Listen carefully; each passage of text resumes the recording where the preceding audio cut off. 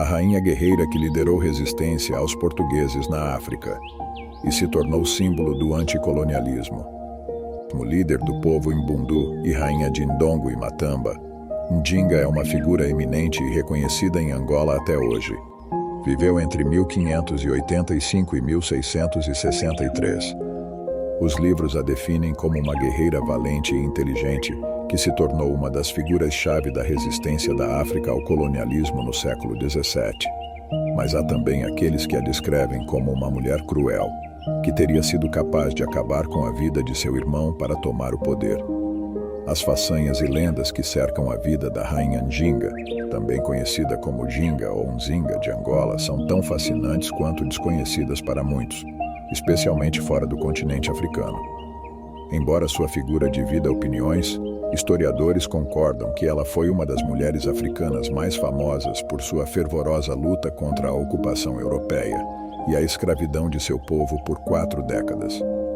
Njinga Mbandi era líder do povo Mbundu e rainha de Ndongo e Matamba, no sudoeste da África. Seu verdadeiro título em Kimbundu, o idioma local, era Ngola, e esse era o termo que os portugueses costumavam usar para chamar precisamente a região tal como a conhecemos hoje, Angola. Tal denominação passou a ser difundida em 1575, quando os soldados de Portugal invadiram o Ndongo em busca de ouro e prata. Quando não encontraram as minas que procuravam, decidiram mudar sua estratégia e começaram a capturar escravos para garantir mão de obra no Brasil, sua então nova colônia. Nascida 8 anos após a invasão, Ndinga integrou a resistência contra os portugueses junto com seu pai, o rei Ngola Mbandi Kiluandi, desde que era muito jovem. Quando Ngola morreu, em 1617, um de seus outros filhos, Ngola Mbandi, assumiu o poder. No entanto, ele não tinha o carisma de seu pai ou a inteligência de sua irmã Ndinga. Temendo um levante popular em favor dela, Ngola Mbandi ordenou a execução do filho único de sua irmã. Mas quando ele se viu incapaz de lidar com os europeus, que estavam ganhando terreno e causando mais baixas entre a população local, Mbandi acabou aceitando a sugestão de seus conselheiros mais próximos. Ndinga descobre que Luanda se tornou um dos maiores centros de exportação de escravos da África. O rei cedeu e delegou o poder à irmã, grande estrategista e fluente em português, graças à educação recebida pelos missionários, para negociar com Portugal e assinar um acordo de paz. Quando Ndinga chegou a Luanda para iniciar as conversações, encontrou uma cidade povoada por pessoas negras, brancas e mestiças que nunca tinha visto antes. Mas essa não foi a imagem que mais a surpreendeu. Escravos enfileirados eram vendidos e colocados em grandes navios. Em apenas alguns anos, Luanda tornou-se um dos maiores pontos de venda e distribuição de escravos em toda a África. Quando foi ao palácio do governador português João Correia de Sousa para iniciar as tratativas de paz, Ndinga protagonizou uma cena carregada de simbolismo que mais tarde seria amplamente destacada pelos registros históricos. Ela notou que, enquanto Correia de Sousa estava sentado em uma confortável poltrona, não havia para ela nada mais do que um tapete no chão. Sem falar uma palavra sequer e com apenas um olhar, uma de suas criadas ajoelhou-se e reclinou-se à frente do governador. Ndinga sentou-se em suas costas, ficando na mesma altura do que a autoridade portuguesa. Ndinga foi uma das mulheres africanas mais famosas por sua fervorosa luta contra a ocupação europeia e a escravidão de seu povo por 4 décadas. Era sua maneira clara e direta de expressar que falaria com ele em pé de igualdade. Depois de árduas negociações, os dois lados concordaram com a retirada das tropas portuguesas do Ndongo e com o reconhecimento de sua soberania. Em troca, o território seria aberto a AOS portugueses para criar rotas comerciais. Numa tentativa de melhorar as relações com Lisboa, Ndinga até aceitou a conversão ao cristianismo e foi batizada de Ana de Souza. Ela tinha então 40 anos de idade, mas as relações cordiais não duraram muito e os confrontos recomeçaram. Mulher, guerreira e rainha, em 1624, seu irmão se recolheu a uma pequena ilha onde morreu em circunstâncias estranhas.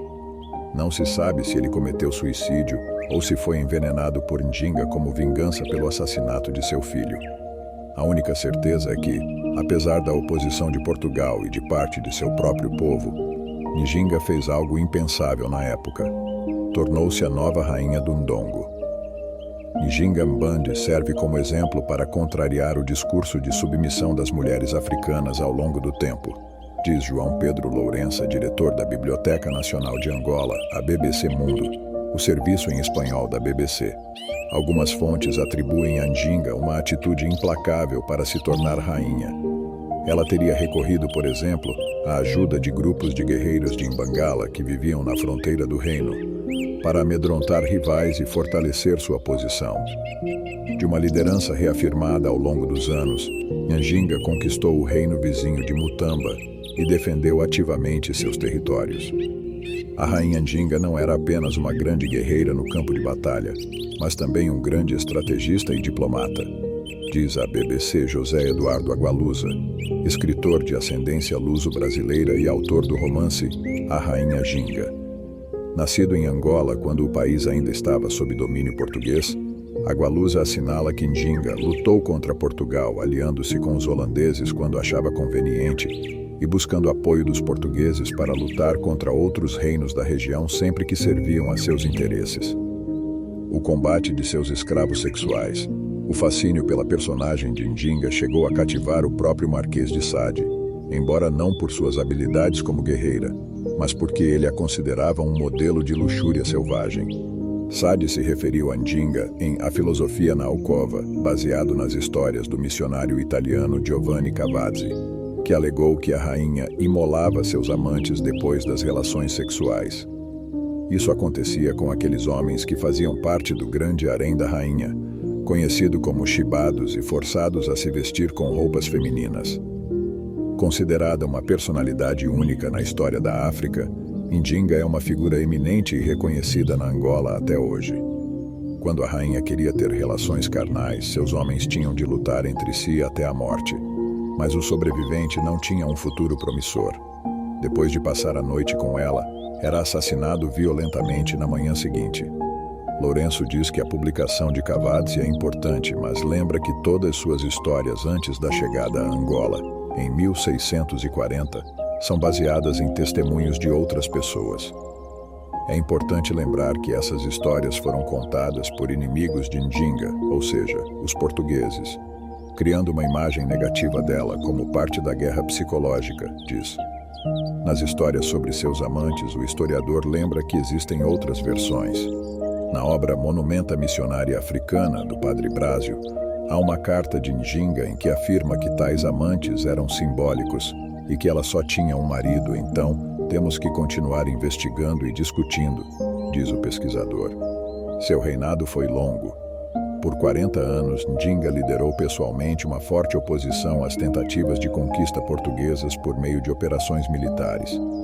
Depois de chegar à conclusão de que nada poderia ser feito contra a força de uma rainha já idosa, Portugal acabou renunciando ao desejo de conquistar Ndongo em um tratado ratificado em Lisboa no ano de 1657. O documento permitia que Ndinga permanecesse comandando, desde que cedesse boa parte de seu poder. Ndinga morreu em 17 de dezembro de 1663. Ela tinha 82 anos e havia passado metade de sua vida liderando a resistência contra projetos coloniais que os europeus queriam impor à região. Com sua morte, Portugal perdeu seu principal adversário e passou a acelerar a ocupação da área. Considerada uma personalidade única na história da África, Ndinga é uma figura eminente e reconhecida em Angola até hoje. Seu nome batiza de ruas a escolas pelo país. Já seu rosto estampa a moeda de 20 kwanzas. Ndinga também inspirou filmes, livros e fez parte de uma série de publicações de ilustrações da Unesco sobre mulheres africanas históricas. Segundo Lourenço, Ndinga Mbande é um exemplo de luta para manter a soberania do povo de Ndongo e dos que compõem a República de Angola. Hoje, seu exemplo serve para promover a dignidade do povo angolano, o compromisso com a nação e a defesa da integridade territorial. História de Njinga serve para contradizer discurso de submissão da mulher africana, segundo o diretor da Biblioteca Nacional de Angola, João Pedro Lourenço. Questionado sobre a veracidade de algumas das lendas mais marcantes sobre a vida da rainha, Agualusa lembra que o maior erro é tentar analisar uma era histórica baseada em nossas crenças atuais.